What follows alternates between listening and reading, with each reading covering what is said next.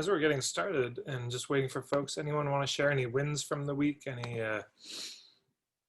things you've been sort of taking from this or applying, or anything that's gotten clearer for you? Any insights? Just anything that's on your mind to share? Yeah, Chantal. So just as I've been getting more clear over the last, I guess this is week 4 if we include the first session, it's like everything's manifesting as it becomes clear. So like I got clear on the niche, and then I got more clients, and then I got even more clear on who I'm serving and what makes me remarkable. And this weekend I ran into an old university professor, and like applying the things that we learned, I'm actually going to be a guest speaker at the university that I went to. Yeah, you are. Yeah, super cool. I'm so excited. Congrats, that's great. So yeah, that's my win. That's a good one. Anyone else? Let's just take a few. Yes, go right ahead. I'm actually a little bit still digging out of the point of view class, but it's all coming together because I got really clear on my principles and my route.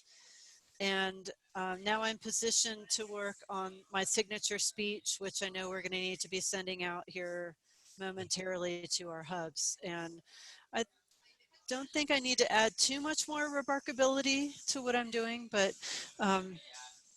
yeah, so that clarity is really good, and I've distilled it down to, like, I think I got it down to 9 or 10 principles. Amazing. So yeah, and I just have like, that's gonna open up all the content that it's just, it opens up the world. I love that process, so thanks.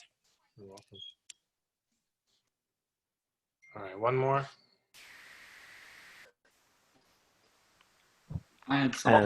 So I put together the, sorry, go for it. You go, Will, you hit it up.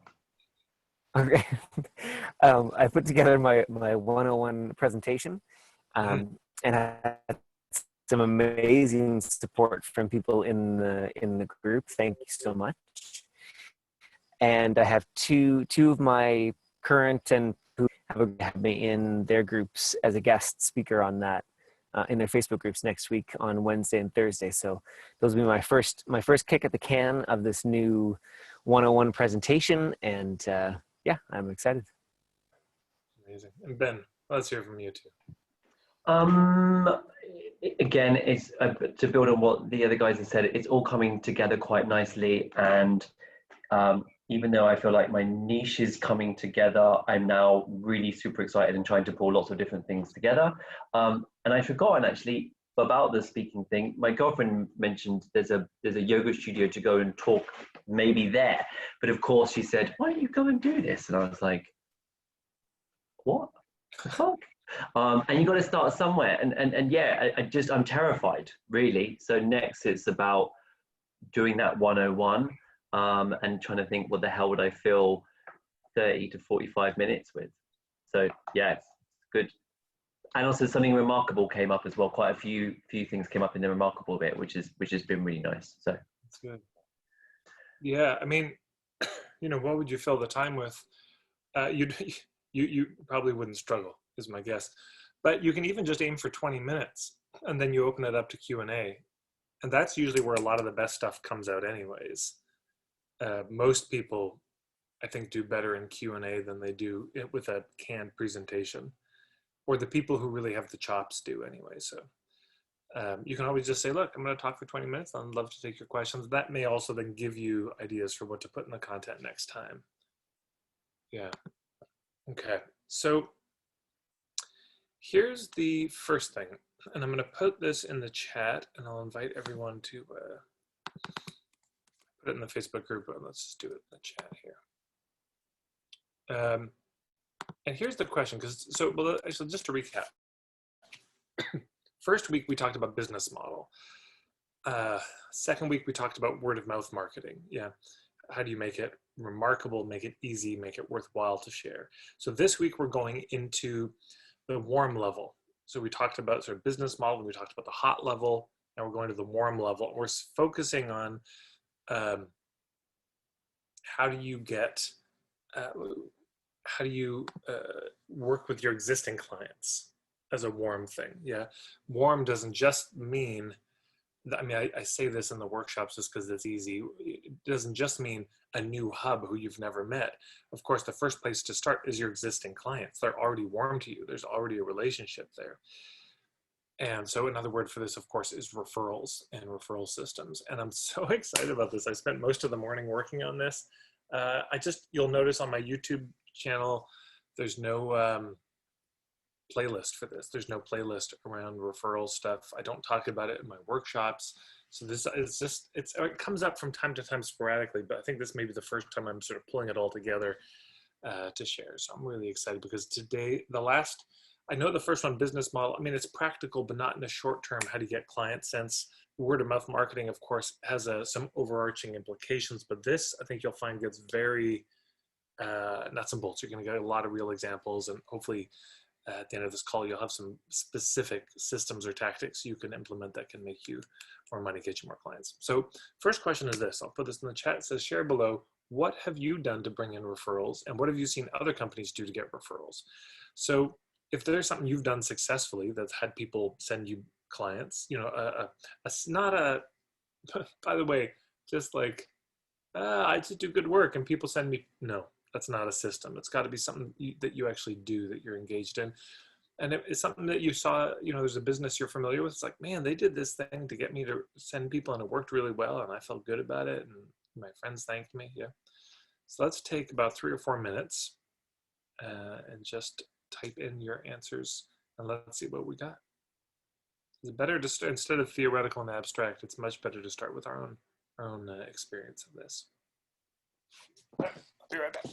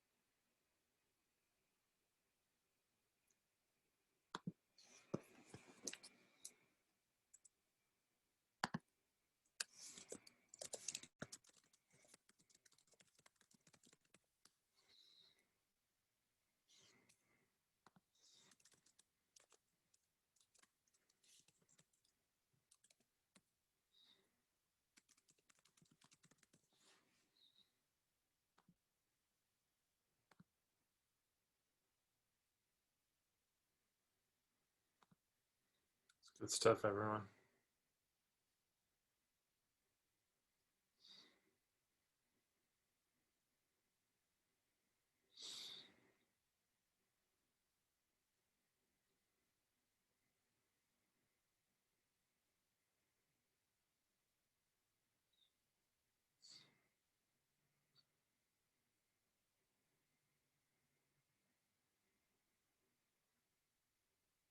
Captain, would you be willing to type in, like, what did you send her? I don't know if you can even cut and paste the email if you're able to find it, but yeah, very bold ask. I like it. I could share my screen. Or maybe, do you want me to copy and paste this? Do you want me to copy? Yeah, okay, okay. Thanks so much.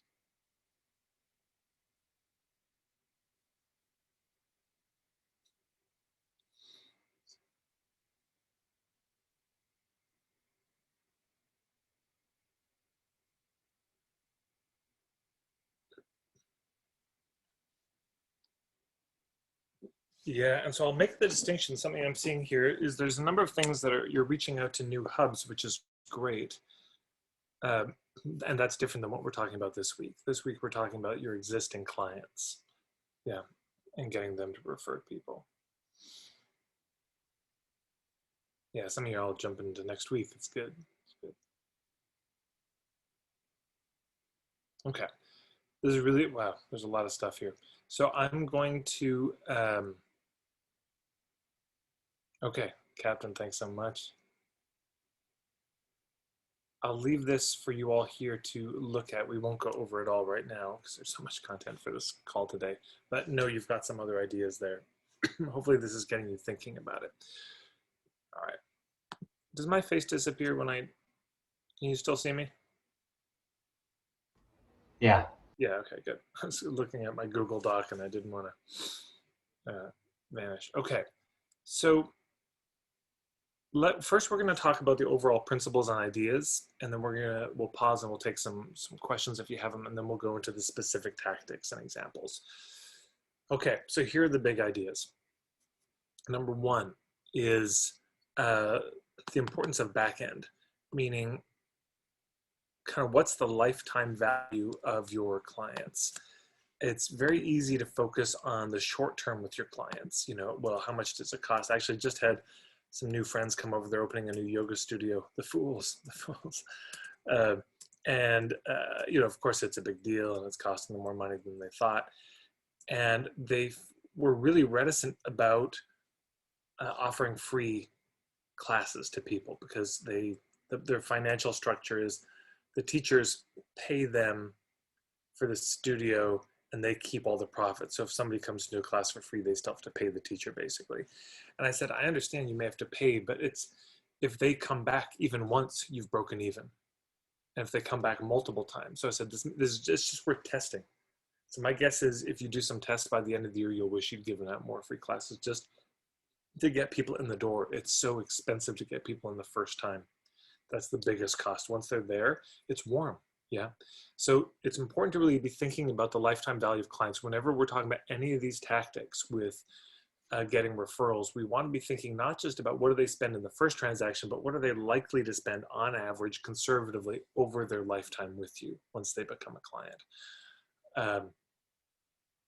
So that's important. Number two, just to consider this as a kind of framing for what we're going to. Let's imagine that every single new client who came in got you 2 new clients. Yeah. You see how quickly that math, like how quickly you're full. That's not an inconceivable thing. I'm not saying that everyone will send you 2, but I'm saying some will send you none and some may get you 10 people if you have a system. But if you just think about the doubling of it, take your existing clients, they all refer, and now maybe only, I don't know, 1 out of 4 people ends up becoming a client, or 1 out of 10, whatever, but you can still see the math. This doesn't take long to grow fairly substantially. The most important thing I can say in terms of referral systems, the kind of basis of it is the idea of stay in touch marketing. Now, this is written about quite a bit in the Hub marketing book, so I won't go into it in much detail now, but it's so vital to stay in touch with people. With your list. So of course the email list is a way to do this, social media is a way to do this, hosting parties, gatherings is a way to do this, sending little cards, calling people, texting people, you know, there's lots of ways to do it. But the principle of staying in touch matters. One of the moments that this really hit home, I was in Calgary doing a workshop and somebody shared a statistic they'd heard, which was people tended to refinance their mortgage on average in Calgary every 5 years.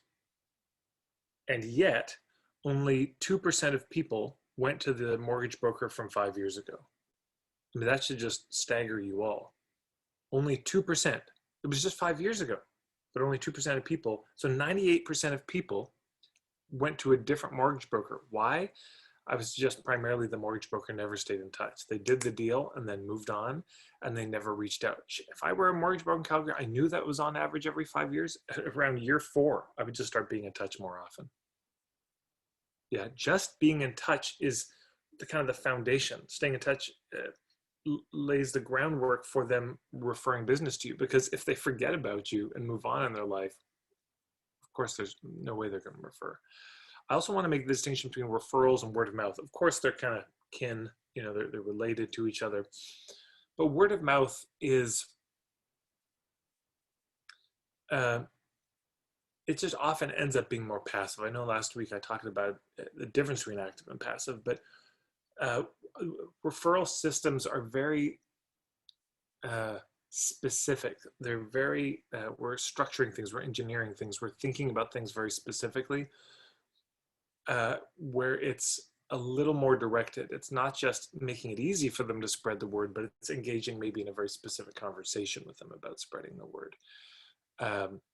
And another frame delay here is this difference between marketing 1.0 and marketing 2.0. You know, marketing 1.0, it's we're talking to them and they can't talk back to us. But now in the age of social media, and it's been this way for quite a while, it's this marketing 2.0. They can talk back to us, but also they can talk to each other, you know, our clients and people in our industry. So that's just an important idea we'll be coming to later, is this marketing 2.0, the reality that we live in.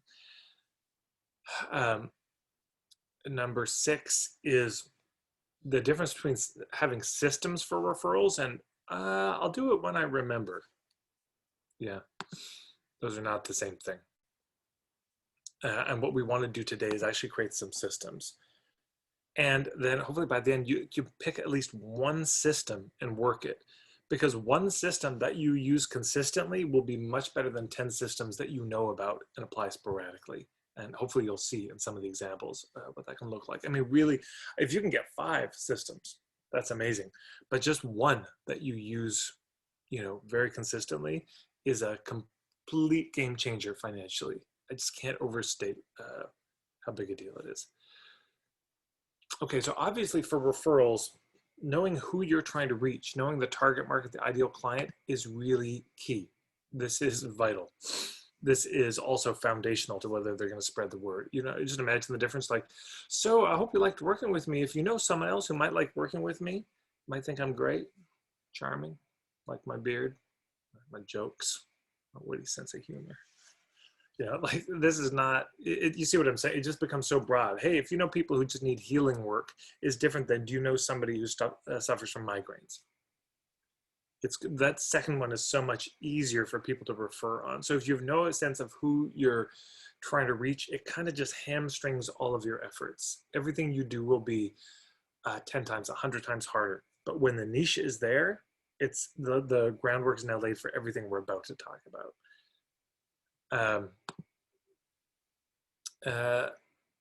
Number 9 is deliver results. This is so important. You know, this is the make it remarkable. You've actually got to be good at what you're doing. What's the most likely thing that's going to have somebody want to refer business to you? And perhaps the only thing is they like what you do. If you have a sandwich shop, then there's a place nearby called Faro Sandwiches, and they make this sandwich called the Grick Middle. It's the best, greatest breakfast sandwich in the world. It's like on buns from the Portuguese bakery. It's got Gruyere cheese, this I think a bit of mayo, a tomato jam, and it's got this perfectly fried egg, some bacon, some greens, and it's just the greatest thing. It's the best breakfast sandwich there is. So why am I talking about it like this? Because I love it. It's such a good sandwich. I mean, I can't even tell you the number of people I've sent there. They come into town and they're like, hey, what's good to eat around here? I'll tell you what, you want a sandwich that'll change your life? Best sandwich you've ever had. You see, so it's got to be good. And so the work that we do actually has to get results. If it doesn't help people get results, it doesn't matter. None of the systems I'm about to talk will help you very much. You know, they get mediocre results like, hey, could you tell your clients? And in their head, they're looking at you like, why? why would there's no reason to tell them. So, but of course, that goes back to the niche. Why does everything come back to the niche? I'm sorry, I didn't invent the world. I just live in it. Because you can't help everyone get results. The goes back to what we're saying in the other calls. That's freestyling it, and freestyling it is a real hit and miss. Versus if you help a particular group of people with a particular problem, you're just more likely to get results, which means you're more likely to get referrals when you actually apply whatever the mechanisms are that we're going to talk about. Number 10, point of view. Of course, the more they understand your take on things, they understand why you do things the way you do them, the more they understand that, the more comfortable they're going to be to refer their friends. The more they understand kind of the background, the worldview you're coming from, the more likely they're gonna, and the more able they'll be. It's not just, oh, I see this person, they help me with this, but they do it, and they do it, and it's really interesting. We have these amazing conversations. It's based on this idea that, I think about a woman who's in my mentorship program, and her point of view and niche, it's really good. She says, what if being overweight is the result of overgiving? And a kind of chronic pattern of overgiving. It's just a very compelling take on this whole weight loss thing. So you can imagine her clients talking with a friend of theirs and saying, hey, you might want to see this woman, if you're wanting to lose weight. Man, I've been through it all. No. She's got this really interesting take. It's not the usual thing. It's not the shakes and the diets and the exercise. It's this whole other, wait, what? Tell me more, So you see what I'm saying? The point of view itself can be part of the reason that people, and think about all the TED Talks that you've shared over the last decade. Why? Because the idea, because of the point of view. It's like, what an interesting take this is. That's one of the main reasons. I mean, Brene Brown, she hits it. She does a TED Talk where she just nails the point of view piece, or Simon Sinek with his whole start with why thing. Just the idea was compelling enough. So that's part of why people will share it, is the point of view. Number 11 is the bigger why. And again, this goes back to Simon Sinek stuff. People don't just buy what you do, they buy why you do it. So it's interesting, these two young women are opening this yoga studio. They were talking about, they said, we're really about, inclusion, accessibility, and sustainability. Those were the big three. So, this is the kind of yoga studio that it has conversations about cultural appropriation, that has conversations about anti-racism, about, I don't know, permaculture probably, and, the LGBTQ stuff. Like, that's the kind of space it is. So that's not the typical thing. And I just said, if you make sure you talk about that all the time, that's present in your social media, it's present in your emails, it's present in your teachers kind of talk about it during classes. This is part of what will have people feel comfortable spreading the word. Somebody moves to town, hey, is there a good yoga studio in town? I'll tell you the one. This is for our people. This is the one. So the bigger why is also a big reason. I recommend Simon Sinek's video. If you just Google on YouTube, Simon Sinek, start with why, it'll show up. It's like a 20-minute video. He's got a book, Start With Why, another one called Find Your Why, that goes more into this, which I recommend. Number 12, this is so important, and you'll probably breathe a sigh of relief in a way to hear this. Your clients owe you nothing. Yeah. So as soon as there's a tone of obligation, and why aren't you telling your friends? It's over. So there's this question of how do you make it safe, easy, and compelling for them to spread the word with no pressure at all? Of course, that's one of the principles in this. Number 13, something that can make it much more likely they're going to spread the word is when we help them appreciate the value they've already gotten from us.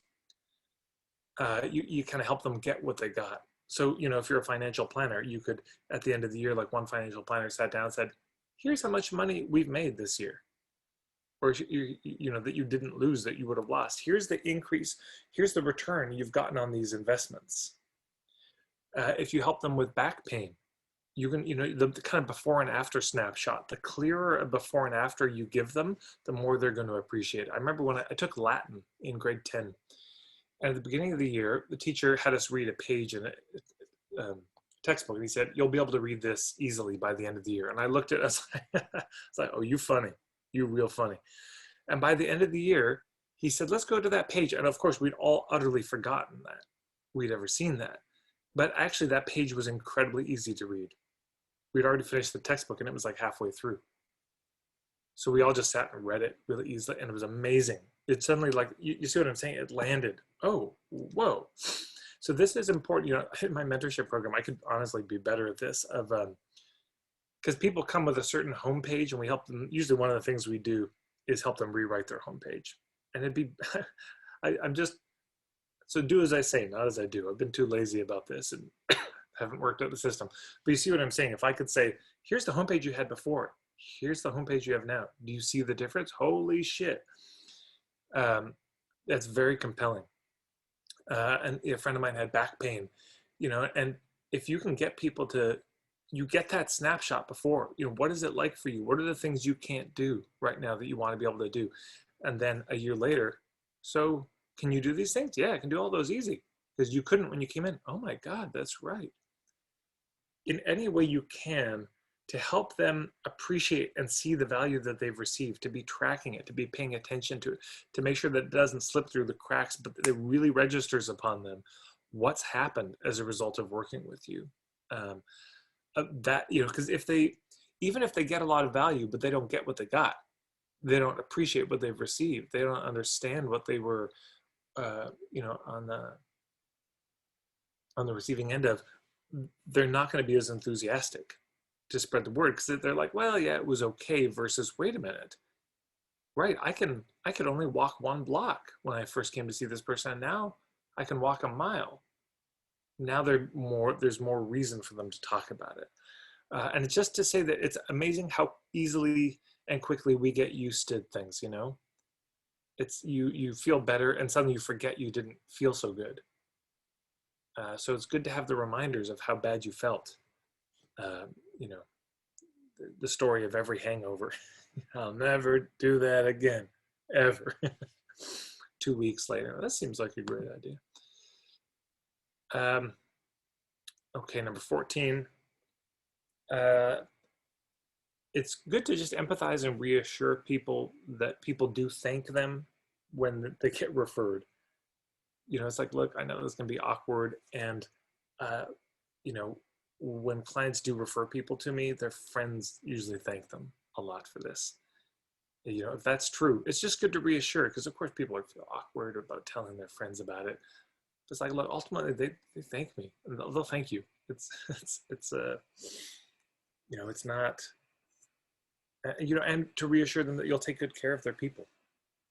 It's like, look, I know how the risk you're taking, and you know, they're coming from you. I'm going to take really good care of them. Number 15. This is also important. They know that you're running a business. They don't think that what you're running is a nonprofit, I guess, depending on how you've been running it. But so if you have a conversation with them about referrals, it's not like they're like, what? Don't clients just magically appear from the heavens for you? What? You know, aren't you independently wealthy? Why do you need clients? They get it. It's not mysterious to them. I mean, depending on our posture, it may be that we have hidden that and pretended we don't need anything. But fundamentally, I think people get it. So that's just good to remind ourselves. We do run a business. They understand we run a business. And last one, number 16, they want you to stay in business. If you're helping them, they don't want you to go out of business. I mean, just think about one of your favorite businesses right now.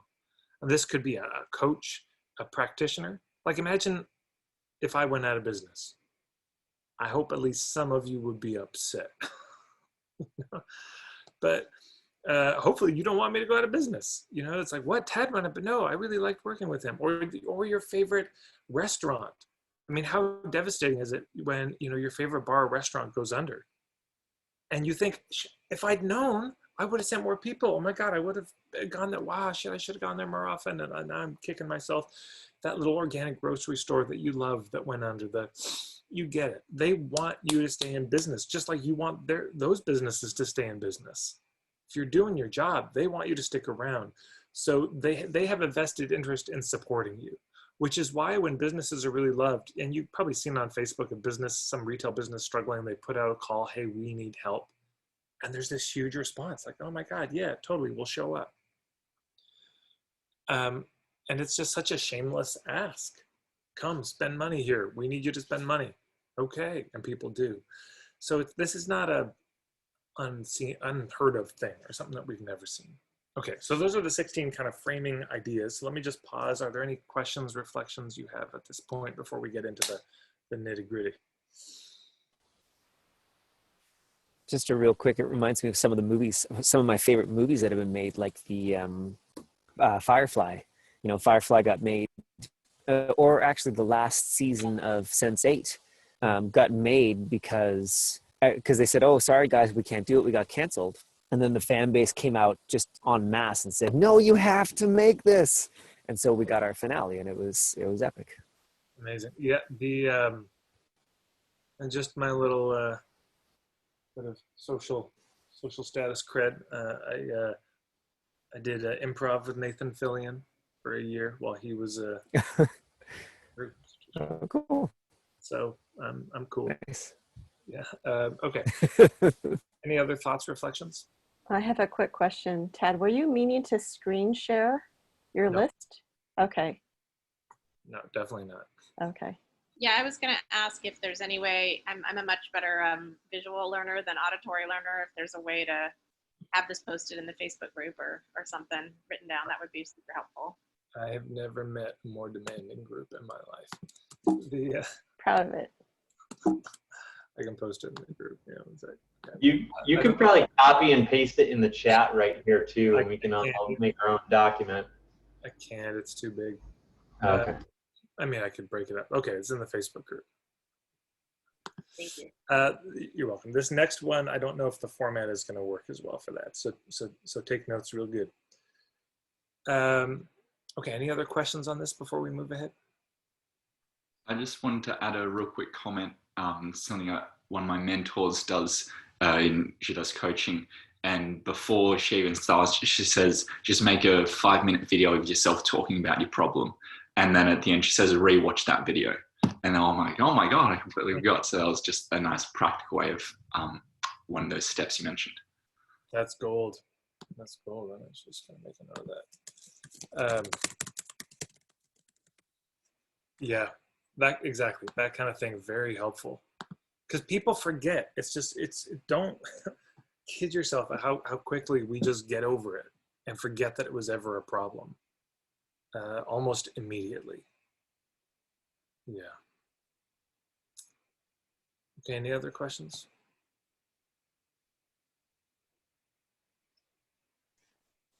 You might come back to this, Tad. It's the tracking system. The place where I fall down is the consistency and staying in touch. I'm super inconsistent about it, and I just haven't found a way to remind myself. So any ideas about that would be great. Yeah. Yes, we'll come to that. Anyone else? Yeah, Okay. hi. I also have a question, a specific one. I don't know if it's fitting right now. It's about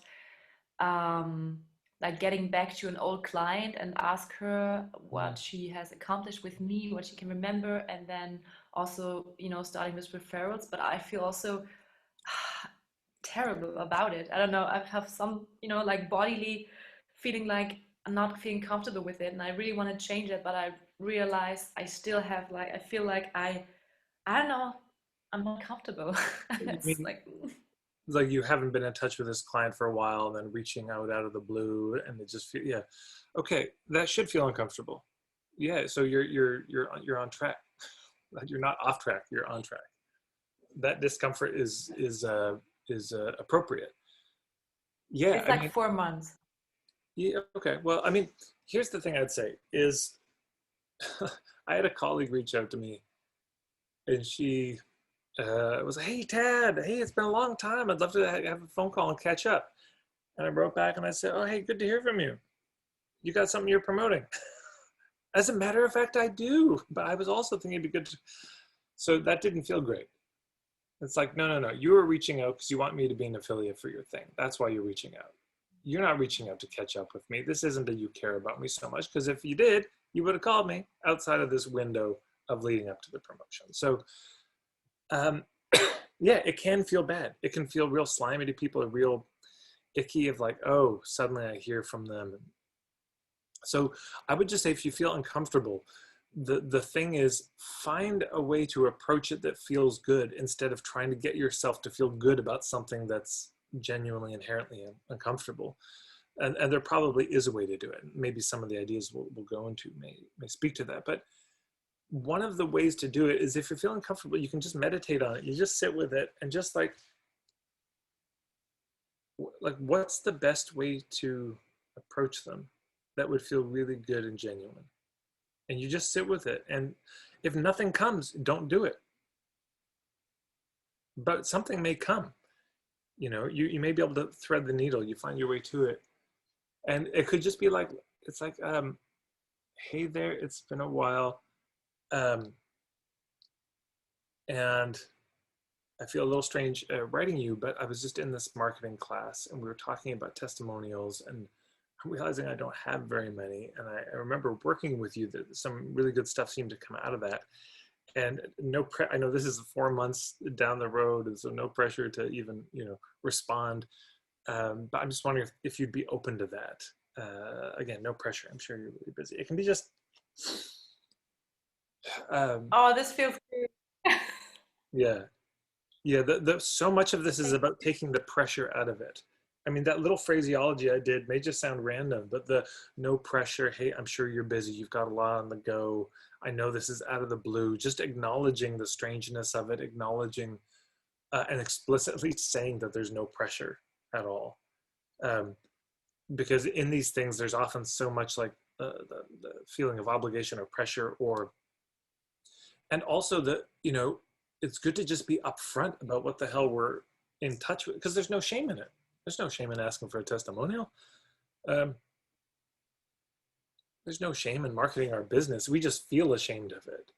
And so then that's where you get all this ninja stealth marketing tactics hidden, like hack your customer's brain without them knowing. You get all this shit because it's coming from a place that we're doing something wrong, as opposed to like, I got this business, I'm trying to grow it, could you help?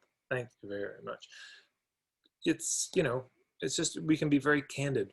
And I think people appreciate the candor and the directness. Because if they don't want to do it, if they don't have time, you just won't hear from them, or they won't, or they'll let you know. And then you've just done all you can do. Yeah. Yeah. There's a heavy stone that just fall down, really. Yeah, anytime you feel uncomfortable about doing something, there's a reason. It's not you, is what I would say. It's very easy to personalize it, like, oh, I've got a limiting belief, I've got a disempowering belief. And I mean, it seems to me anyways, that this is, I just see this in my industry, where it's like, oh, if you're not doing this, that's your limiting belief. So sign up for my $10,000 coaching program to do the inner work, work on the inside game of business, so that you can, it's like, wait, what will be the end result of all this inner work and meditations and affirmations? You'll be able to do things that are totally out of integrity and you won't even feel it. Oh, amazing. Like that just is like, you'll really numb yourself out to your conscience. Well, that's pretty good. Yeah, shit, that's a bad idea. So, but anyways, okay, let's move into the tactics then. So first, let's start with this very good question Octavia raised about the tracking. Yeah, how do you track it? Well, there's probably lots of systems to do it. The most important thing is just to have one that works. You don't necessarily need a long-term something. I mean, there's levels of this, but let's just say here's an easy one. On the intake form, in the intake conversation, you ask them how they heard about you. If they say from a friend, you ask who. Maybe they can't even remember, but maybe they do. And if they tell you, you literally just you have an index card there, you make a note after the session, you send that person a thank you, and you're done. No more need to track. I don't know, you could get fancy about it, have like a little envelope and you throw those index cards in, and once every quarter you go through it. Are there names that came up a lot? Maybe, but you'll probably notice it if you track it. Sorry, I was asking a different question. Oh, okay. The question, it was the stay in touch question. How do you get a prompt or a reminder to stay in touch with people? Because okay. I'm good at remembering thank yous. Yeah, that's. We'll get to that. Okay. Yeah, that's in the agenda. All right. So, okay, let's go into the tactics now. Okay, so the very first thing I would say, just in terms of referrals, this is connected to getting results, is asking for feedback from clients. You know, if you've been in business a long time, you may not need to as much, but especially if you're starting off, it's just good to be getting feedback pretty regularly. How was that? What could be better? What didn't feel good? All that. Because that feedback is going to help you actually get better at delivering the results, help the process feel better for people, have people feel more comfortable in giving you referrals. So just that's a kind of baseline.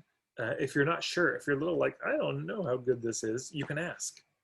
Just especially the clients you feel most comfortable with, or even the clients that vanished. You could say, you know, I just noticed you came, you didn't come back, and I just wanted to check in to see if there was anything I did that had you feel uncomfortable, and I'm really open to your honest, candid feedback on this. You know, maybe I misstepped in some way. I'm not even writing to get you to come back or book a session. I'm just trying to be a better practitioner of what I do, and so you can do that.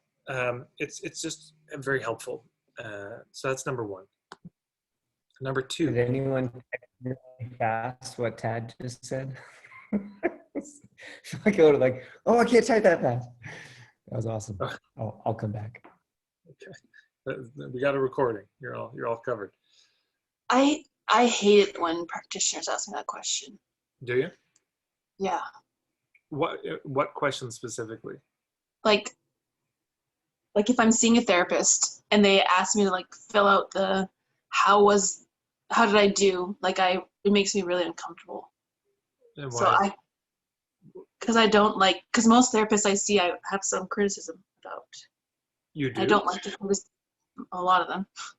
I sound like I have like a case, but anyways, and not that I see a lot of therapists, but anyways, or maybe I do, I don't know, but yeah, it just, I don't like telling them why they're shitty. Why not?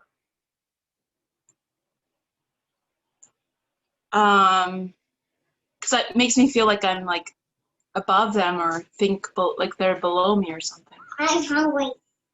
Okay. Yeah. So that may be good information for you if you were going to ask for feedback about a way you would frame it. Maybe it's good for everyone just to hear how it would be framed. I do think the framing matters, but it's just like, it might be like, look, I have my blind spots like everybody. And, you know, we don't always know how we impact people. And so it's just important for me to know. And sometimes, you know, that's easier in an anonymous way. But, you know, here's part of the reason I think why we don't like giving feedback is because we've experienced so few times of people receiving it well. We give feedback to people and then they get really defensive or tetchy or they shut down or we're punished for telling it's the strange thing about the world. You ask people, would you want honest feedback? Or would you rather people gossip about you behind your back? Oh, I'd rather honest feedback. When's the last time you gave honest feedback? How about you shut up, Hargreave? Yeah, we seldom give it, but I think it's because which is why, you know, it's interesting when doing sessions with people, I think it's so important early on to establish that it's okay for them to give you feedback. There was a guy in Toronto, Johnny Voss, who I got massage from, amazing massage therapist, really great guy. And he said, look, before we start, there's just one rule I have. If anything ever feels weird, uncomfortable, painful, or just not good in any way, you just have to let me know right away. Deal? I was like, yeah, okay. And then of course he checks in as good therapists do. Like, how's the pressure? Do you want it harder, softer? Because I consider myself a fairly empowered person, and still I have a hard time giving the feedback. You know, still so this is a real, boy, you want referrals. Receive somebody's feedback well. And you'd be amazed at this is something that I've actually seen in the word of mouth pieces. I can't remember the exact numbers, but let's just say spatially, if people really like what you do, they'll tell this many people. Yeah. If they hate what you do, they'll tell this many people. But if they hate what you did because like you screwed up real bad and then you fix it, they tell that many people. See what I'm saying? Like if you make something bad good, They tell them, so here's the secret: intentionally screw things up and then fix it. But if you get feedback from them and the response is, thank you so much, I didn't see that, I see it now, I'm so sorry, I didn't mean to have that impact on you, I'm going to be more mindful of that in the future. That is very kind of you to share that with me. Suddenly you're just like, what? So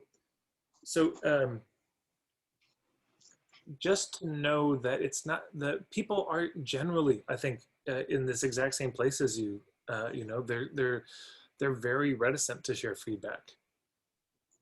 So if we can do it in little ways, where there's a consistent message that it's okay. It's okay to say no. It's okay to say that didn't feel good. It's okay to stop. It's like that's all great. I was at a workshop once, and it was a crazy workshop, and they asked people to do some crazy things. But the very first exercise they did was had us get together with partners and practice like making a request of each other, and then it said you say no to them. So we just practiced saying no. And then throughout the workshop, he said, look, we're going to do an exercise. You don't have to do it. It's really up to you. And it's totally fine if you don't. There's no sort of better, you're not a better person for doing this exercise. And then at the end of the exercise, people would sit out. At the end of the exercise, they would acknowledge the people who sat out and say, thank you so much for sitting out. Thank you for taking care of yourself and participating in the way that you did. Just very grateful for you doing that. And it was so sincere. You could tell it wasn't put on. And so then you just knew, oh, I could participate or not. And it didn't matter. So, okay, let's keep going. Okay, that was just number one of the tactics. Oh man, we got so much. Okay, the family and friends email. So this is just, boy, if you haven't already done this, a lot of you may have already done, but if you haven't, this is just an easy, low-hanging fruit win. You just make a list of all your family and friends, the people who love you. This could be clients, but it doesn't have to be clients. And you just send them an email saying, hey, I realize I haven't really told you what I'm up to formally. Here's what I do. Here's who I help. These are the kind of things that I offer. If you know somebody who you think could benefit from it, could you spread the word? It's not so hard to like sit and go through your Facebook friends list, go through your phone, look at who you're in touch with, scan through your emails, et cetera, et cetera. And you just make a list of all the people you think like they love me. They'd be willing to submit themselves to one email from me. That's just a shameless, blatant, please help grow my business email, And if it doesn't feel right, again, this goes back to earlier. If there's somebody on that list, you're like, I actually don't know how they would feel about that email. Don't include them. Don't send it. Yeah, but this is just a group email that you can send. I mean, you can send it individually. You can get away with a group email once, maybe twice. So, but that email, you'd be amazed. People are like, yeah, you know what? I had no idea what you did until I read that email. I knew you did some weird hippie shit. Now, oh, cool. I actually know a few people who need that. And so real easy for referrals just from your friends. Again, this is the warm level. It's not hubs. It's not even your clients. It might just be friends and family. So real easy. Okay, systems to track your best clients. So this gets to, there's, I suppose this could have gone in the above. In fact, I'm going to add it for next year.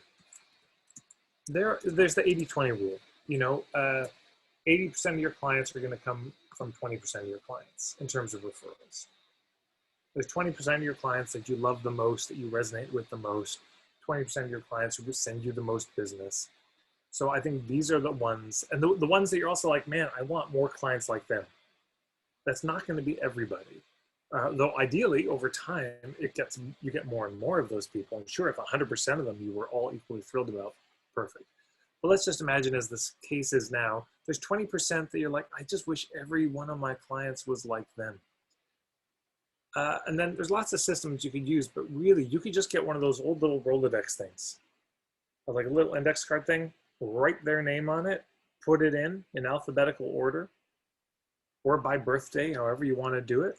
And then just once a day, you could just take a name and just you meditate on it for a minute. Like, is there anything I can think of to send this person? Maybe not, move it to the back the next day. But as also, as you get familiar with those names, you start to notice things that could be, oh, I saw a thing on Facebook, I'll send it to them.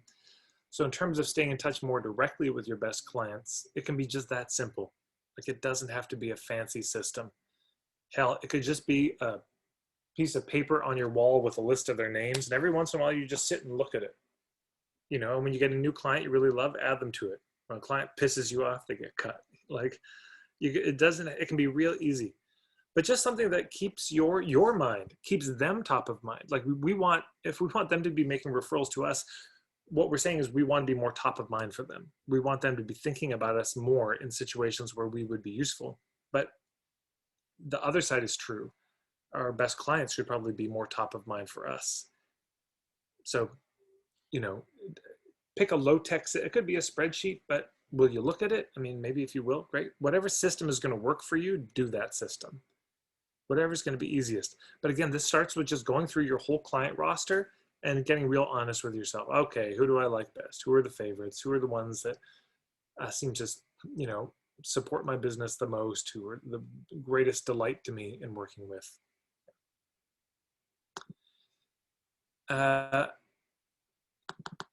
Oh, this was something a colleague might said. I'll read it out. And now this may not be the exact way I would word it, so I may try to reword it later, but I just wanted to read it as I got it. They just said, express your concern for their friends and relatives. Express that you would want to make sure that they're protected and taken care of too. So the way they said it was like this. Like, hey, I would just feel awful if I knew that you had a friend or family member suffering from XYZ, whatever it is you help them with. You know, I want to help. If you know anyone, please at least have them call me for a second opinion. Whether or not they become a client, it is irrelevant. But just feel free to, if they have questions, you know, about the treatment protocols, just have them reach out to me. Would you do that? I want you to feel free. This is not a burden for me. Yeah. So just letting them know, it's like, okay, yeah, you have migraines. If you know somebody else who has migraines, look, you're family to me. You're my client. I'm here to take care of you. And if you know somebody, just feel free to have them reach out to me. I'm happy to talk with them about it. I'm happy to share my point of view. I'm happy to, maybe there's something I could send them that would be useful to them. But you see what I'm saying? It's just, you just kind of plant the seed that, yeah, they probably know somebody and they don't have to send them as a client, but it's just, they're probably looking at other practitioners too.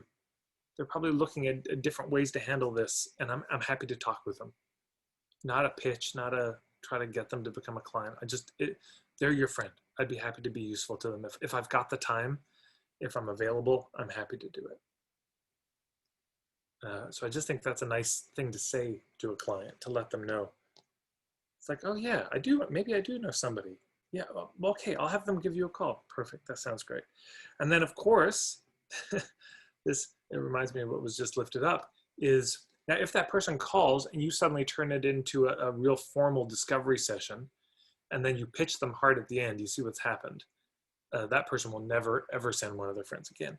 But it's because it's amazing. People are actually amazed when they don't get pitched these days. You know, they call in and you don't pitch them at all. It's so refreshing. Like, what? You're not. And this happens in I know in the puttering sessions, I think people, I would imagine some people must think there's going to be a pitch. And when there isn't, it's just like, oh, great. Okay, well, maybe I'll book another one of these. That sounds great. Cool. See you. See you if I see you.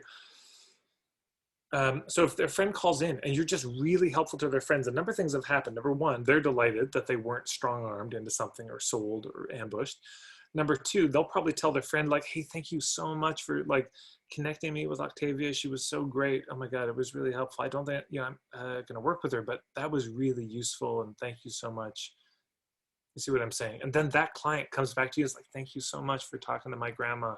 Like, you're the best. I'm so grateful. That was really helpful to her. And then they're more likely to send people. And of course, the more of those conversations have, the more chance there is that there may be a fit. And if it is a fit, you could just say, look, no pitch at all on this. I think I could help you though. Let me send you a link to something you can check out. It's a package I have.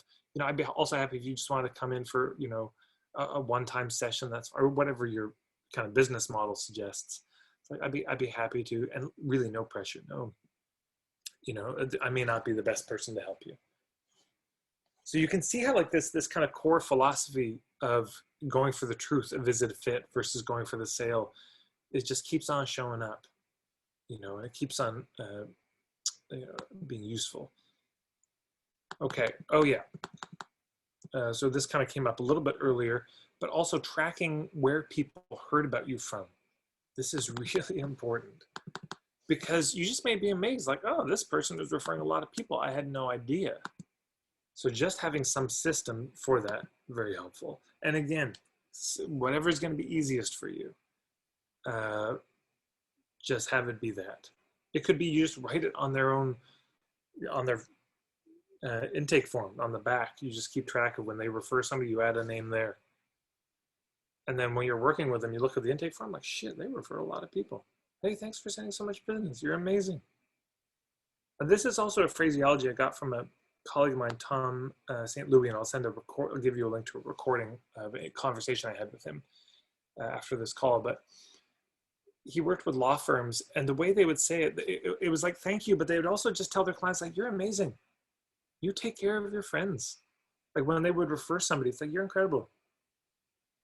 Because it's so easy to just watch friends struggle and people don't do anything about it, and you did. Like that sort of spirit of you're amazing that you would do this for your friends, that you would try to connect them with somebody who could really help them.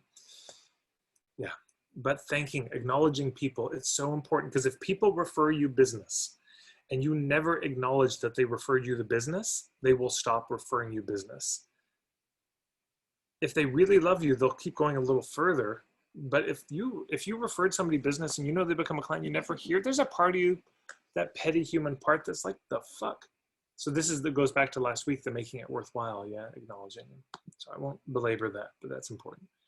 All right, number 6.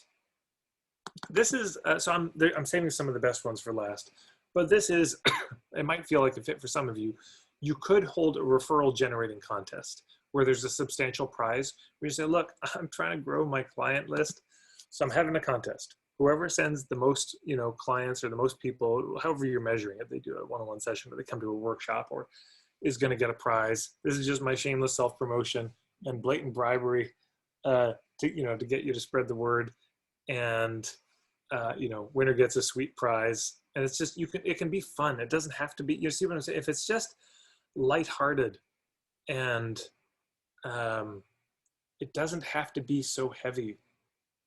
It can just be like, well, the top 3 are this, they're really pulling ahead,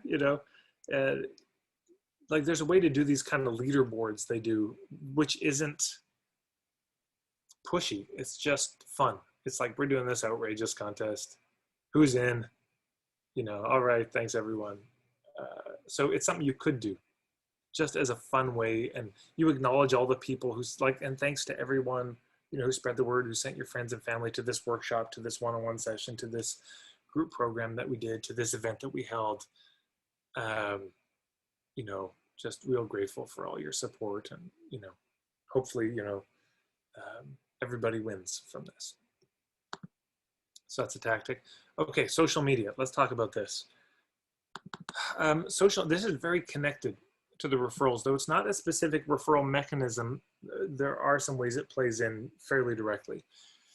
Of course, with social media, like with that yoga studio, where it's sustainability, accessibility, and inclusivity, I think it's like, well, if you want those people, your people, to refer, it's one of the things that can make it easy is if all the stuff you're posting on social media is really on point with those issues, because then they start following you and then they start sharing that stuff. So they're not referring like, hey, go see this person for this, but they're sharing you on social media. Like, wow, this person always posts really cool stuff. This is a good group to follow. And so in a background way, they're referring you out all the time because you're posting stuff that's relevant to what matters most to them. And of course, that's on the bigger why, but also on the solving the problem. If you help with migraines and you're regularly posting stuff about migraines, you better believe that stuff also that they may share.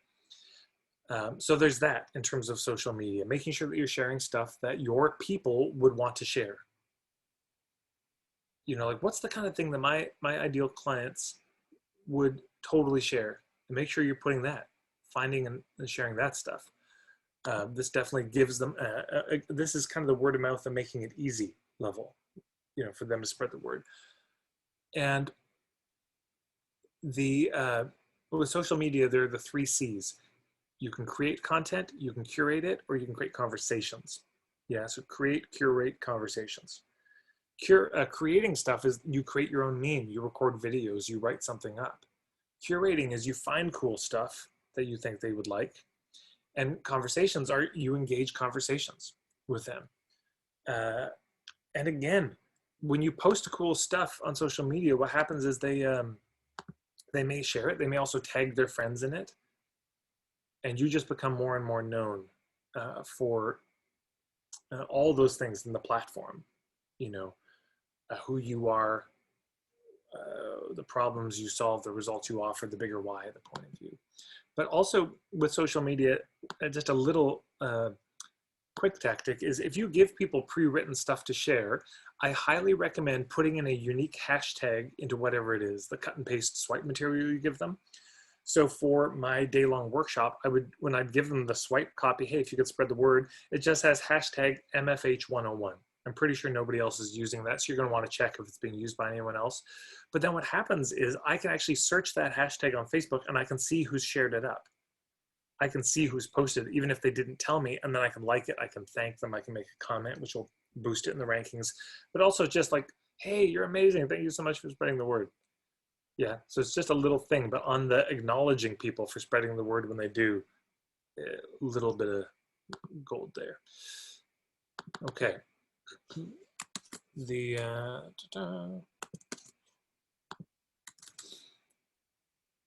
So number 8. Oh yeah, fire your worst clients. What does this have to do with referrals? Well, shit. This is just a general thing, but if you have clients that are draining you, that are sucking the life force out of you, they're also taking up space in your business. I mean, energetically, but also time-wise, that you could be spending on other people. So if you're wanting more referrals, energetically, it's not a bad idea to be creating that space that you want to fill with good people. So yeah, if you've got clients, you're like, man, there's just like the turd that won't flush, then you might just want to, cut them. Because some clients will kill your business. They just drain you so much. And that spot could be taken up by somebody would love you and would spread the word. It was interesting when I was talking with these yoga studio folks the other day, they're saying, well, we get paid whether or not the class is full. And sort of the implication is, so we don't care if the teachers fill the class or not, because they just pay us for this venue. I said, okay, well, imagine 2 alternative universes. In one, the teachers don't even show up, but they're paying you the money. So you're getting the $50 for the space. Great. And best part is you don't have to clean up. It just lays there empty. You never even have to clean it. It's amazing. In the other scenario, the classes are all sold out. And now you have to clean up every time. It's a bit more work, but it's like, which one do you think makes you more money? And on the surface, it'd be, well, I make the same amount of money regardless. No, because in that second one, those people are now coming to your studio. And now they realize you have holistic practitioners too. And now they want to tell their friends. And you see what I'm saying? There's a lot of other benefits of having the place be full and full with the right people, of course. Do you have wording for that, Tad, that you use? Like that is firing clients? Yeah. Oh man, I haven't really had to do it very much. I remember a friend of mine who ran an organic grocery store. There was this old lady who came and she would just take up all the time of the staff asking about supplements, and she never bought a thing there. And it became very clear that she was buying stuff elsewhere, but she would come and use the staff's time. And Shelley finally said, look, this isn't okay. If you're not going to buy something, we'd ask. But she kept doing it. And finally she said, look, we're not your store. Just please don't come back. It's not okay to be using the staff's time like this. They do have other work that they need to be doing. We are a business. And, so I know I would personally be worried about them going and then all of a sudden, spreading bad comments to everybody else about your business when to me, it's very important to know why we're letting them go. But there's some things you may not want to speak to, you may not want to say, but I think the framing of it around it being a fit or not, it's not about them. It's just, look, I don't think this is a fit. I don't think I can help you. Or like, I'm noticing you're not getting a lot of results from me. And it's just, I don't think this is a fit. I'd be happy to help you find somebody else. But if they've also behaved really badly, I mean, one of my clients in the mentorship program, healer in Victoria, and she had a woman who just always show up late, but then expect the full time, would cancel last minute. But just boundaries wise, she was really loose on it. And so she let this woman, and finally she's just like, look, moving forward, this is the deal. And the woman kept doing it. And she said, okay, I'm just not going to work. I'm sorry. Like, I've let you know, this isn't a fit. You know, I do need to start on time, and the last minute cancellations, it's not okay. So, you know, no, I'm actually not going to be booking any more sessions with you. It's just okay to say no. And they may badmouth, but if they do that on social media, you can also respond on social media. Okay. Thank you. Yeah. I'm going to put this in the chat here. There's, of course, for reaching your clients, you can boost things to your current following on your Facebook page. And there's a video, an interview I did with George Cow. It's an hour-long video. It's free, which I recommend checking out. He's got a really good three-part approach to social media advertising, but just you already have people who follow you. So one of the things you can do is you find what are the things I post on Facebook or Instagram, I suppose, but what are the things I post on Facebook that get the most response from my page organically? And then you can just spend $10 and boost it a bit more, just so that more people see it. This seems to be the popular thing, so I'll boost it more. But you already have a following on Facebook. That's already a warm crowd. So there are things you can do with that existing audience to be reaching them more, yeah? And deepening the relationship. And again, this whole staying in touch with them is so foundational to the referrals thing. Okay, we're gonna get a little more practical here. You can also ask for hubs. You could talk to a client, and whether this is, I mean, via email or in person, you could say, hey, can I ask you a question? They say, yeah. Like, I'm trying to grow my business. I'm trying to get more clients, and I can't even think where I should look. I've just hit this wall, and I can't think of anything else. Where else, do you have any ideas where I would find people like you, where I'd find people who might be into this or need this help or be struggling with this problem or, you know, believe these things that I do? They'll sometimes just, oh yeah, have you thought about this? Do you know about this Facebook group? Have you gone to this event? This happens once a month. You should check this out. Or do you know this person? They're really well connected. So instead of asking them for, and there's another related something this we'll get to, but instead of asking them for a client, like, hey, do you know anyone who might want to hire me, might want to work with me like you are? Can you think of any hubs? You can ask them that. And that's a great referral, of course. You know, that could turn into many referrals. Okay, we'll come to the other one in a bit. Number 10 though, oh wait, that's number 10. Number 11, oh man, you can host a party and bring your clients together. If you're able to do this, boy, this is very worthwhile. I've done this a lot. And there's a number of benefits to this. So first of all, when I was doing workshops in Toronto, I used to host these parties, and various spaces. I've done it at restaurants, house parties, did it at loft spaces.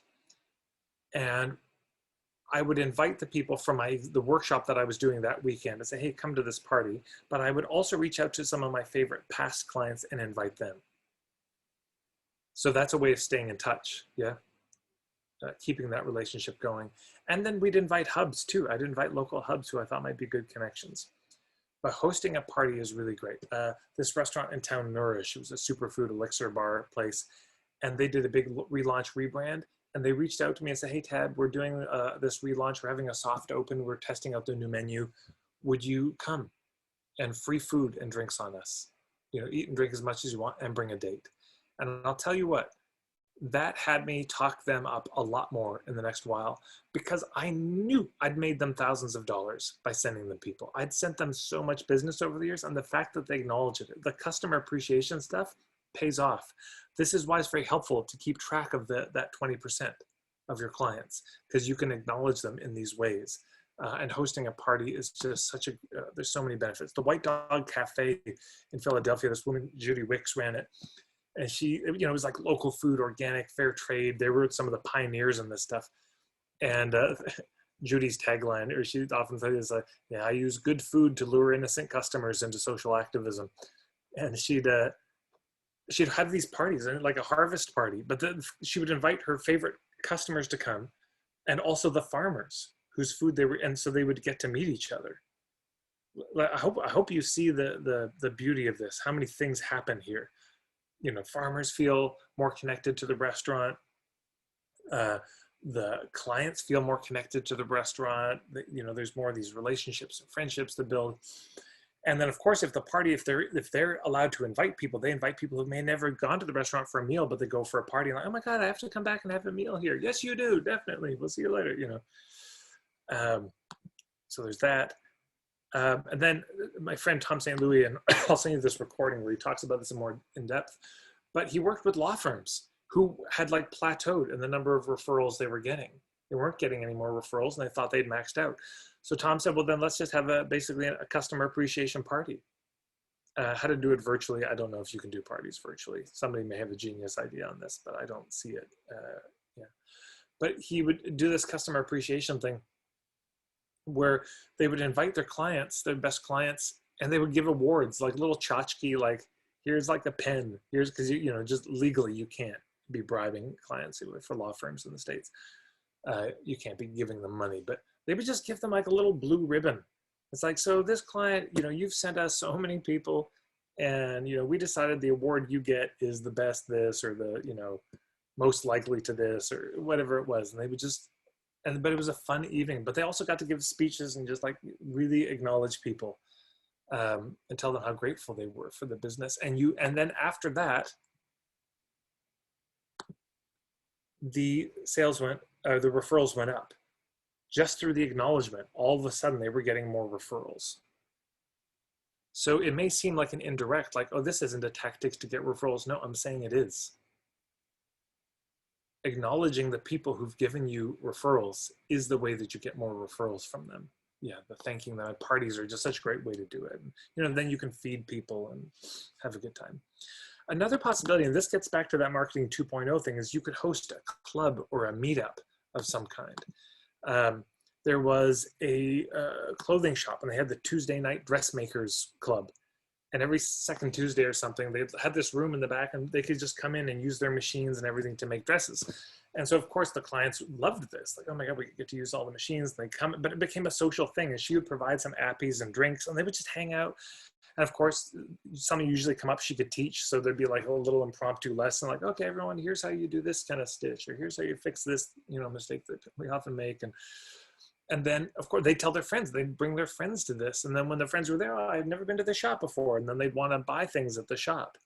So it gave people, made them feel special, but also gave them something they could invite people to that wasn't a pitch, that isn't like, hey, just come to the shop to buy something. But it's like, hey, come to this cool thing and we can make something together like that.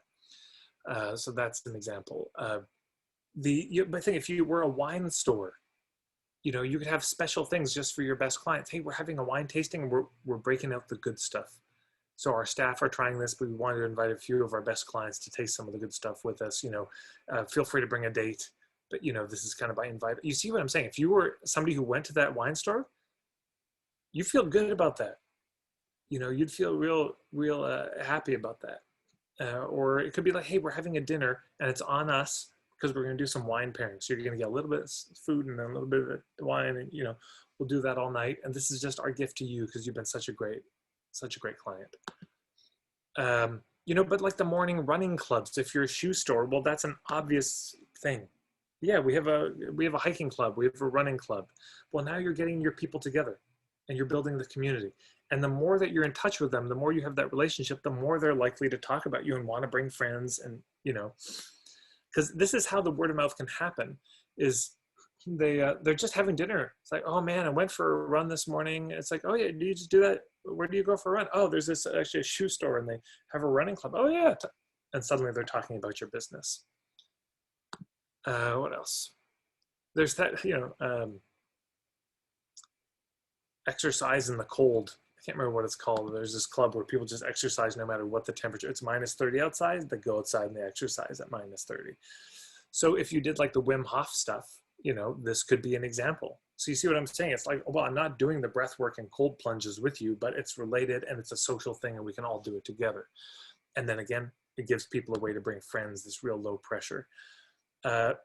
I started a thing, ran it for a few months, passed it on. It didn't last that long, but it was a good idea. It's called Indigo Drinks, and it was a mixer for folks in the holistic scene. And it was at this place, Nourish. And if I were them, I would have actually taken it over and run it themselves. Hey, you know, we know that a lot of people who come here are holistic practitioners. So once a month, we host a social thing for holistic practitioners. Just our way to stay in touch, you know. This is, and then once they're there, you can say, hey, and we just want to give you all like a 10% off, you know, a meal that you can give to a friend. You know, please help us spread the word about our little superfood restaurant where we pay US prices for everything and it's all fucking organic and the overhead is killing us. Please help us spread the, you know, you could do that. And people are very happy to spread the word. Like, oh yeah, I'd be happy to. And then they take it and they share it, etc. Harley Davidson, you know, it's not the motorcycle company, but also they have little events they do. Everyone gets together, rides their Harleys. So it's to think about this with your own business. Is there a social something that you could do that would bring people together in a very low pressure social way?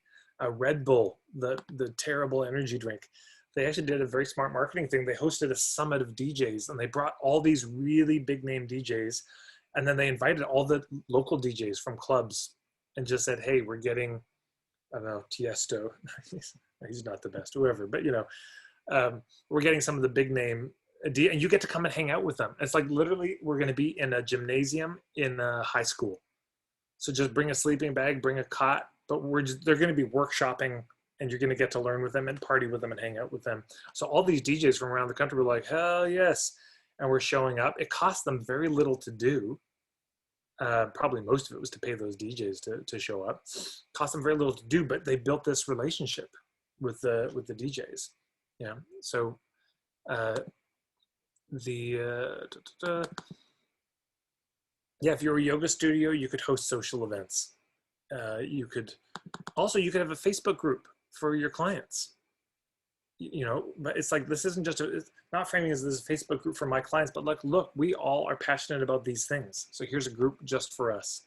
Maybe there isn't one that already exists, but here's a group for people like us to get together and stay in touch with each other. They may really enjoy that. You know, people who are drawn to your kind of work, there's probably a reason they're drawn to you and your kind of work. So that can be a way, again, the marketing 2.0, now you're getting a lot of conversations going, you're more top of mind, etc. And okay, so that's all parties. 13, consider, this is a funny one a mortgage broker did, just so worth sharing. Just sending a surprise gift that would get them talking to their friends. So this mortgage broker, every once in a while would send his best clients there. You know, remember when the cupcake stores were like all the craze that came out and people were just like nuts about the cupcake stores. So he would send a box of like a dozen cupcakes to his clients at their office. This is so genius. So they get it delivered by courier, you know, this box of cupcakes, and just picture the scene. They're in an office and suddenly this box is delivered and it's like, hey Frank, what'd you get? Cupcakes. You got cupcakes delivered? Who delivered cupcakes? My mortgage broker. Give me the card. I want your mortgage. I want cupcakes. You see what I'm saying? Like, it just naturally, the conversation is going to happen. Then he's walking around giving out cupcakes. He's not going to eat a dozen cupcakes. Like, whoa, cupcake. Hey, thanks. Where did you get the cupcake from? This is a mortgage broker. Why did he send you cut? I don't know. But you want a cupcake or not? Like, but the mortgage broker is now being talked about. So you can think about that kind of stuff too. It's a sort of indirect, but creates the opportunity for the conversation. So somewhere in between the word of mouth and referral systems. Of course, YouTube podcasts, you know, if you have a podcast, if you have on YouTube. Oh, this was the thing. It connected to a system of referrals. I'll tell you the difference I noticed when in my YouTube videos, I said, please subscribe. I started having more people actually subscribe. Isn't that strange? I've been putting out videos for years. And when I started saying, hey, if you like this, please hit the red subscribe button and then the little bell icon, people started doing it. And I was like, huh, it's amazing. You just ask. And, but also when it was like, hey, please share this with your friends. everyone's going to do it, but I tell you, people are more likely if you just ask directly, hey, please share this with your friends. This makes a big difference. Yeah, and same on podcasts, of course. You probably heard lots of podcasters do that. Please share this with your friends, and etc. Okay, Facebook posts.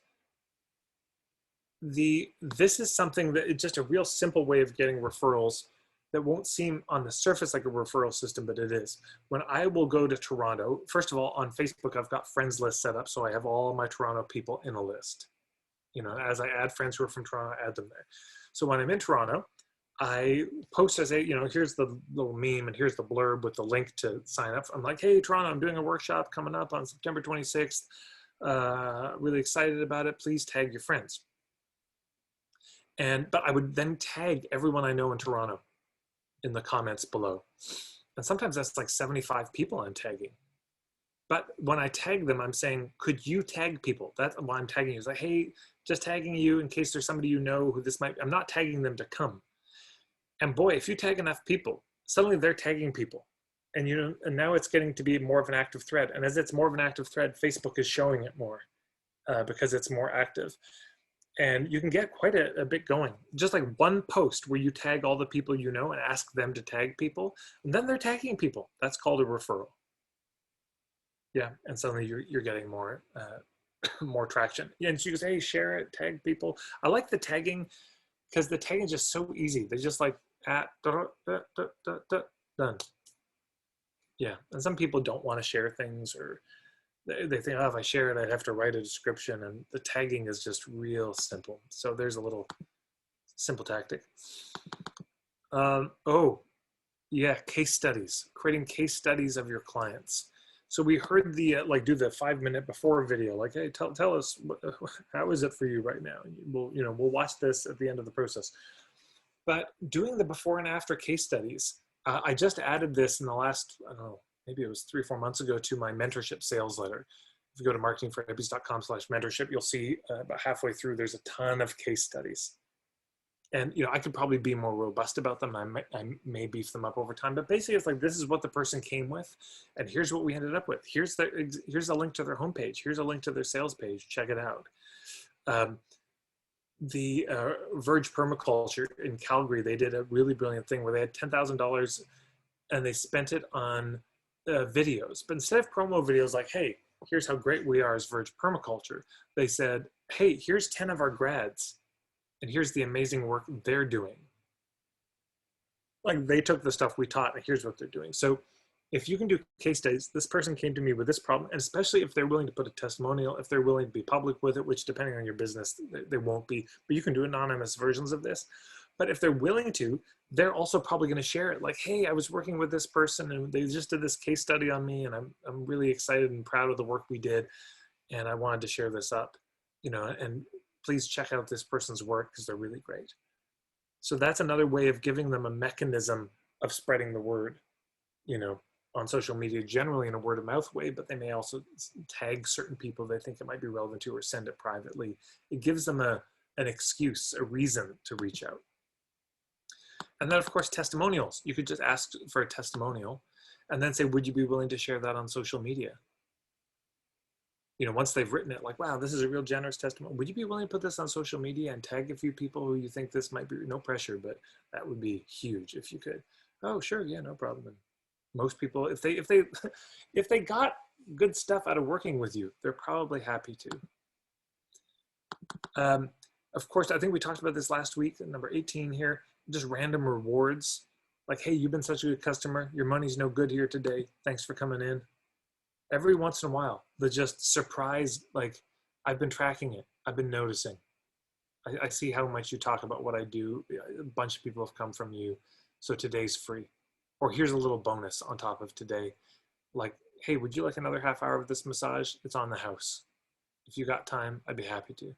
Oh, yeah. You know, people really do appreciate it, and they're much more likely to refer moving forward with that kind of thing.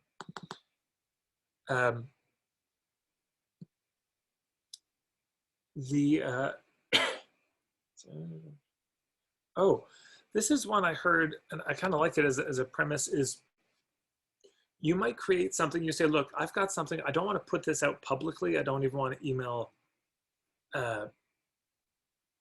everyone with it, but I'd be happy to send it to you personally if you'd like it. And if there's somebody you think this might be helpful for, I'd be happy to send it to. But this is kind of a one-on-one thing. I don't want to mass send this out, but maybe it's a video of a workshop I did, you know, or there may be something that's just like, this is some stuff that just is not for everybody's eyes, but if you're in this situation, and if you know somebody, let me know and I'd be happy to send it their way, just individually. And then you send them an email, say, hey, this person said you might like this, or, you know, maybe they reply and CC that person like, hey, good to meet you. Here it is. I hope it's really helpful. Hey, a friend of Frank's is a friend of mine. You know, this can start a connection.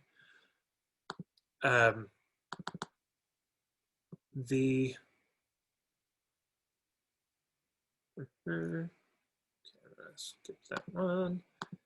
And oh, of course, you know, for referrals, just point systems. Well, it gets people coming back more often, anyways. You know, at the coffee shop, at the bookstore, it's not a bad idea in terms of your existing clients. I don't suppose that's new clients, but having them come back more. Oh, deals that are just for your email list. Say, look, I'm not posting this on social media. This is just for you because you're on my email list. Make them feel good about being on the email list. Okay, now we're going to get to some of the more, oh man, we're almost at time. Okay, well, it's a good thing there's a recording. But this is some of the more important stuff, so if you can stick around, I hope you will.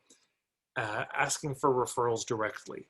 So all of that is kind of the background stuff you can be doing, but now to get to the most important stuff. Okay, it's okay to just ask people directly for referrals. And there's a few ways to do this. So Will Carlos put in the thread, and I've seen him do it before, where he has this free session system where people, they have a free session, and then he has a little template that they can post that they can cut and paste, post it on Facebook. And again, if you put a hashtag with it, it'd be easy to follow it, but they'll probably notify you. And then basically if people comment on below that they would like a free session, they get a free session. That's genius. I mean, that's really smart. It's like, hey, I had a session with this guy and I've worked with him a bunch. It's really good. If you'd like a free session with him, I super recommend it. Just put your name below. He'll be in touch. So you see what I'm saying? If you've got more time than money, this is a great way, and you like the idea of doing the free sessions, that's a really good tactic. So you can just ask your clients directly, would you be willing to do this? Also, this is very important. If you want to do the formal ask, it's sort of like, when do I do it? You know, do I do it right after a session? I don't want to do it during a session, not before a session. It's probably good to just actually set a time to have the conversation. So what you can say to your client is something like, look, can I ask you a favor? Oh, sure, yeah, what? Well, as you know, this is a business, and I'm trying to grow my business and get clients. And this is a phrasing that may come up a few more times in this last remaining bit. I got this from Patty Lund, and I just think this is such gold, and it's so true. But you can say something like, look, a lot of my colleagues spend so much of their time marketing their business. But that means I have less time for my clients. And I think you and I would both rather that I spent almost no time marketing and all my time for my clients. And so mostly that happens through referrals, people, you know, sending people my way. I don't know if you know anyone or if anyone would come to mind, but would you be willing to set like 10, 15 minutes aside? We could do this over the phone, or we could just, you know, do it at the end of your next session where we could just talk about if there's anyone you might know, and no pressure. I mean, if nobody comes up, nobody comes up. Something like that. Yeah, but you can just actually ask to, like, let's schedule the time to do justice to the conversation, because otherwise it's kind of rushed, and it's better to just, we block off the time. And where they know, it's a very direct ask. Like, we're going to talk about if there's anyone you know who might be a fit for this. So you, yeah, you just tell them, look, it'll take 10 minutes, whatever. And then, oh, and if we find anyone who's a fit, here's what we'll do. This would be the next step usually, or we can talk about it. It may be to be different for each person, but generally, you know, I'd invite them to come in for a free session, or I've got this workshop they can come to, or I would send them this video or whatever. So, but we can also talk about what would be the best fit for each person, because you probably know them better than I do. Maybe it'd be better that you reach out, maybe it'd be better that I reach out, but we can talk about all those things. Yeah, and then if they, again, you got to remember, this is in the context of they love you. You've already helped them. It's been useful. There's already this trust. So it's not, this is not a cold approach at all. And then this is so key. You can walk them through possibilities. And I'll post this in the chat because off the top of their head, they may not immediately know or have somebody come to mind. But you could say, you know, are there any old school friends of yours you can think of? You know, from elementary, junior high, high school, college, you're still in touch with it. And again, if you have a niche, you see why the niche is so important. Like, have you ever heard any of them struggling with migraines, or they've gone through a bad breakup or whatever? Are there any friends you have now that you spend time with? Any work colleagues? Anyone in your family? What about your neighbors? Are there any Facebook groups or online communities where you think those people might be? Or maybe there's some Facebook friends, you haven't even met them in person, but you know that they struggle with it. You see what I'm saying? When you give them those individual prompts and you just pause with each of them, sometimes it'll be, oh, yeah, actually, now that you say it, my neighbor does have this problem. Huh, but until you said it, they didn't think about it. So sometimes, but again, this is in the context you've scheduled time to kind of go through this, and they know that's what you're talking about. Another thing you can do is this is such gold, you can ask for advice and not referrals. So you might go to a best client, and this could be the same conversation, but introduced differently. You could say, look, can I get your help with something? Sure, yeah, what's up? Well, I'm you know, I've been paying more attention to my business, my marketing, and I'm looking to grow my business. And I feel honestly a bit blind to my own situation. I'm probably just too close to it. And would you be willing to make some time to brainstorm with me where I could grow my business? Just because you are the kind of client that I'd like to have more of. You know, I really enjoy working with you, and birds of a feather tend to flock together. I just thought you might have some ideas. No pressure on this. So you can go in that way. Instead of asking for referrals, it's just, maybe you have thoughts on how I can grow my business, or like who I could touch base with. No pressure on this. You know, if it feels strange at all, it's no worries. It's just, I thought you might have some ideas of where to reach more people like you, basically.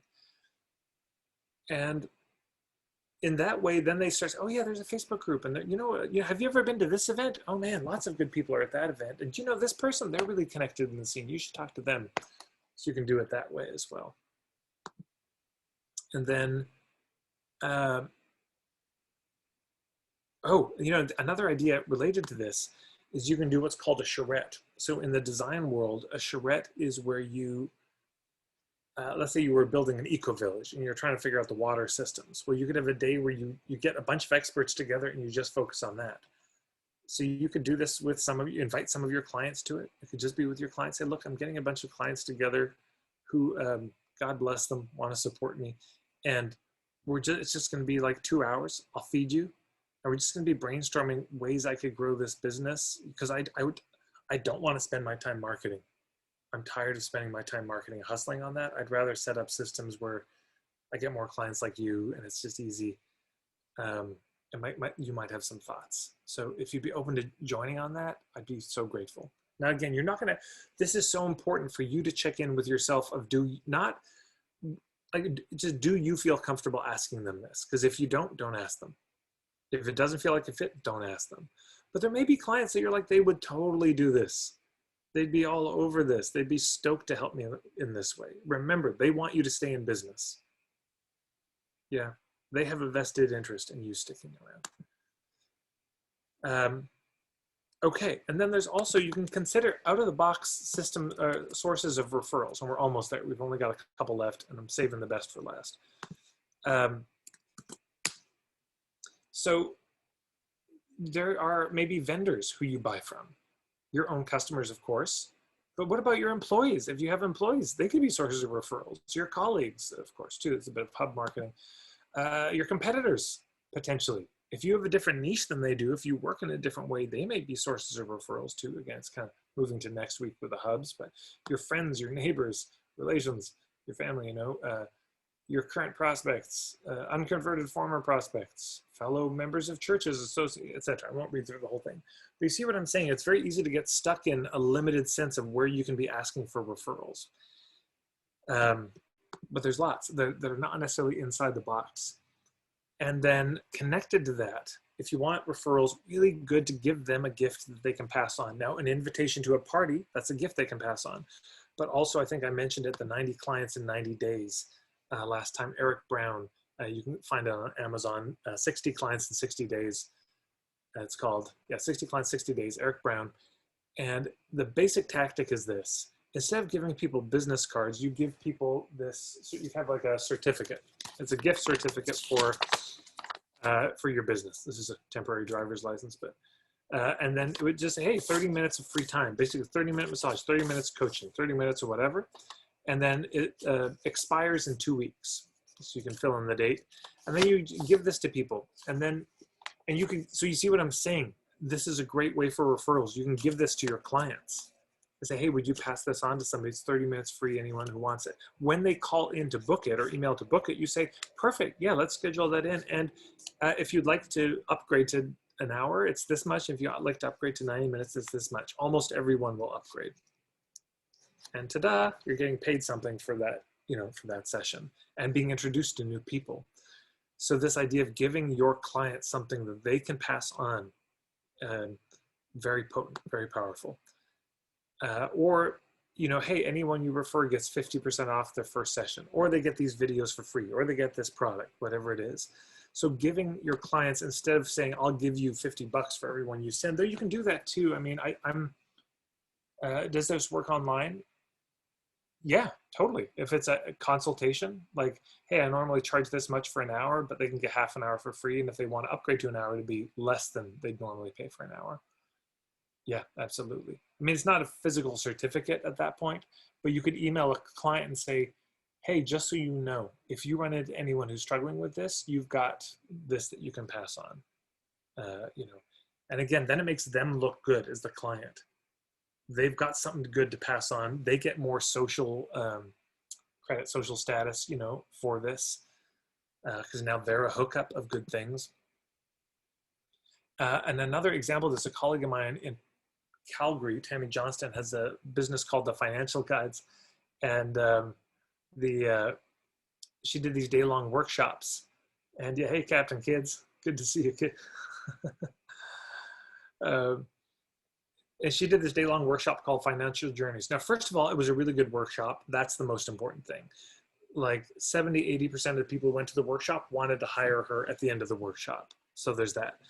But at the end of the workshop, this is the move. And it's so good. It just works so well. She'd say, look, first of all, the workshop was $50 for an individual, $75 for a couple.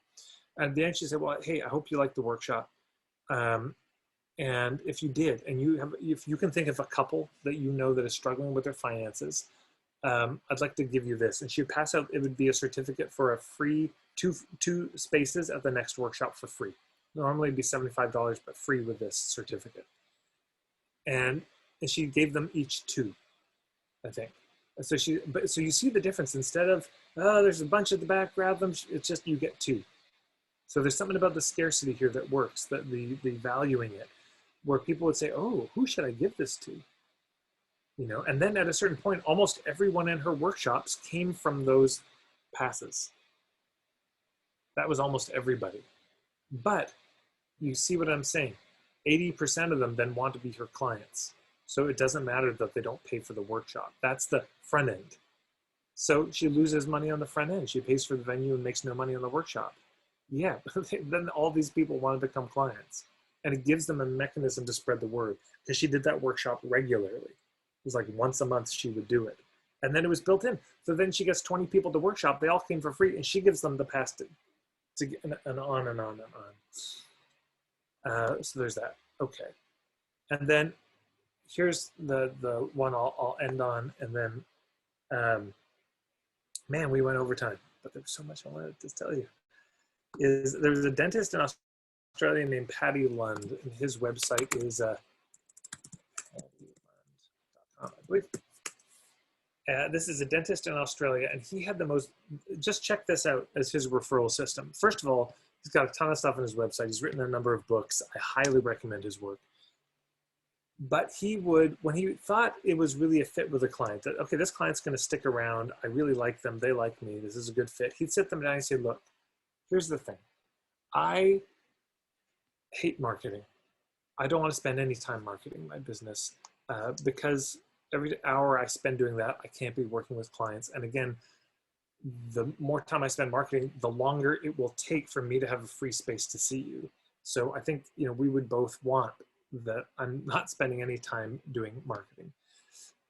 So the way I grow my business is by referral only. The only way that people can see me, the only way that you got to see me is either I know you personally or you're referred by an existing client. And so what I'm going to give you, and he would give them these 2 golden tickets.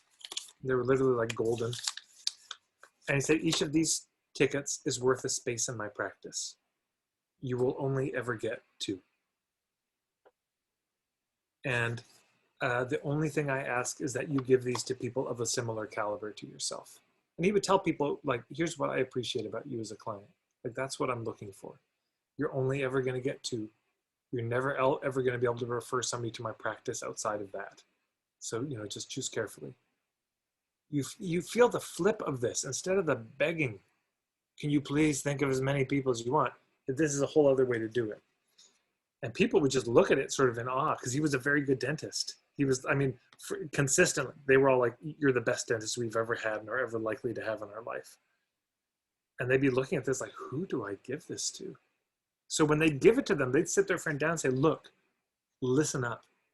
I got a dentist and I only get 2 of these. And you're one of the ones I was thinking of. You can't fuck this up for me. Like, this is really, you know, if you don't want this, tell me. Because I may be able to think of somebody else, but this is, I'm telling you, he's the best dentist. You know, ditch your dentist, see this guy. So it's a whole other way to approach it. Yeah. So there you go. So let's just pause. Here's what I'm going to put in the, actually I'll put this in the Facebook group. I'll just post this here. I'd love to hear what approaches or combination of these approaches to referrals you're thinking about using. You know, that was a lot. That was a kind of avalanche of ideas. But what's on your mind? So I've posted that in the Facebook group, and so feel free to go answer that. I know we've run over time, so no pressure to do it now. But I would love to hear. And I think it's just probably helpful, even on your end, to take a breath and pause and like. And so here's the link. I've just put it in the chat. So that's one thing I'm wondering about. And I'll send you this link and such in the follow-up email. But for anyone who's able to stick around, I'd just love to hear what was most useful for you to in this call, what jumps out at you, what stays with you, any questions you have as we wrap up. Over to you.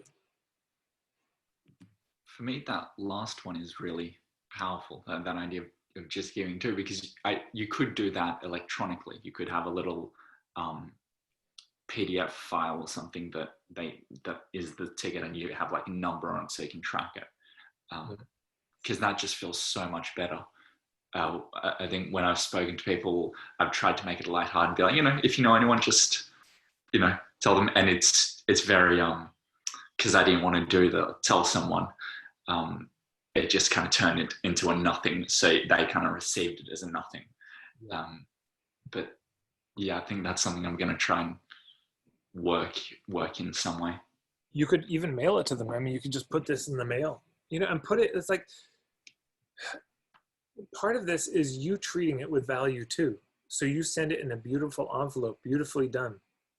And here it is for you. Here's your 2. Think carefully, you know, and thank you for being such a wonderful client. You could do it that way. You know, mail this to them. I'll need to see it in their hands. We can do a Zoom video, but I need to see it, like see them tear it up or whatever. Yeah, there's lots of options. Anyone else? Yeah, I just want to ask a question regarding videos when you're doing the interviews for case studies, interviewing a client. Do you have kind of advice on based on how long the video should be, like 30 minutes, 45, any kind of limits? Case study videos. Yeah, if I want to interview a client as a case study, maybe a client who got some good results, and I also interview them so that I can share it as a marketing material, like how long should that video be? Because you want to go into the details so that people really understand what you did and see the transformation, but you don't need to be so long. So I'm just wondering what's a good middle ground for the video. I don't know. I think half an hour is probably the longest. Some of the ones I've done have been longer. Okay. What are you going to do? But yeah, depending on how central they're going to be in your strategy, the ones I'm using are kind of peripheral, like I'm doing them because they're helpful in a supportive way, but it's not the core of my strategy. But if it was, I'd probably have them professionally done and edited and trimmed down. We might record 90 minutes of conversation and then have it edited way down. Yeah, it's certainly the longer, I would have it be no longer than it needs to be, but also no shorter than it needs to be. Because as you're saying, there do need to be, it can't just be like, so you came in and you had a sore head, and how's your head now? It feels much better. Thanks for joining us for today's case study. You see what I'm saying? That's not a case study at all. But if it was like, okay, so you came in and, yeah, well, what did we find was at the root of your headaches? Oh, it was this. And then what did you try before? This and this and this. And then what did we try this, and did it work? No. And then we tried this, and did that work? Yeah. Oh my God, it was amazing. That kind of stuff. But yeah, it doesn't need to be, you get it. It's just, we're going for the sweet spot. So if it's going to be central to what you're doing, and for some of you, this may be a very central strategy, it's probably worth investing in either your time or hiring an editor to just cut the chaff, so you're just left with the good stuff. Thank you. Yeah.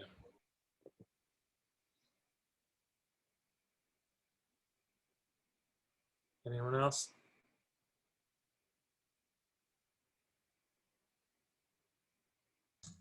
For me, I'm just really shocked that I've never done it. I feel a bit like it's a lot of information to take in, but it's also like been a blind spot, and I'm just like, that's a bit stupid that I haven't done them, but it's okay. I will start, but that's where I'm at. That's good. And again, just start with what feels good for you. Like there's a lot of tactics you heard today, a lot of possibilities, and some of them will feel a little like, oh, that's a little too much, or I don't know exactly how, but there's probably something that feels good, like, oh, I could do a party, or I could do a, yeah, there's a couple clients I could ask for advice. Yeah, they'd be excited. Or just start with that. Start easy. Start with what feels really good. Yeah, Octavius, I plan to give gifts to people I haven't reached out to in a while. Beautiful. Yeah. I think for me, it's the friends and the family stuff. Yeah. Making it easy. I'm still shying away from Facebook stuff, tagging people, all of those things, because I don't use it that much, and it feels not congruent with myself. But certainly friends and family and people that I've known, and just having a really earnest, this is what I'm doing, I'm just trying to grow the business. If there's time that you've got it, possible, no pressure. If anyone comes to your mind, that'd be really helpful, and something will come out of it. I also, yeah. Amazing. Cool. Well, let's wrap it there. A super long call, lots of content.